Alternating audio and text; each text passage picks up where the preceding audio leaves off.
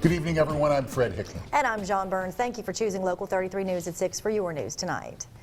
On New at 6, the community on Cypress Point in Livingston Parish is in a race against the clock to get assistance for flood damage. That's right. 10 homes, as a matter of fact, in the community are in danger of actually falling into the Amite River if something's not done. The entire community, in fact, could be in danger.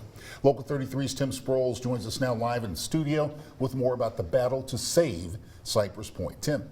Fred and John, the people of Cypress Point feel like they're being ignored. This week, Director of the Livingston Parish Office of Homeland Security and Emergency Preparedness sent a request for action to the governor's office, asking for assistance for the residents of Cypress Point who are right on the edge of losing everything. When you pull into Cypress Point, it looks like a ghost town. The debris piles show that these people, like many others around the state, have been affected by our recent floods. But for the residents of Cypress Point, they are still fighting to keep their heads above water. The channel of the Amite River in this location shifted approximately 35 feet. So in doing that, we have a lot of houses, parts of them are exposed. Mark Harrell, the director of the Livingston Parish Office of Homeland Security and Emergency Preparedness, has been watching Cypress Point very closely. But he says without assistance from the state, his office doesn't have the resources to save these homes. We've got 10 homes that are on the verge of falling into the river. There's 36 homes in that community. So are we going to just let those 10 fall in and have a hazard there?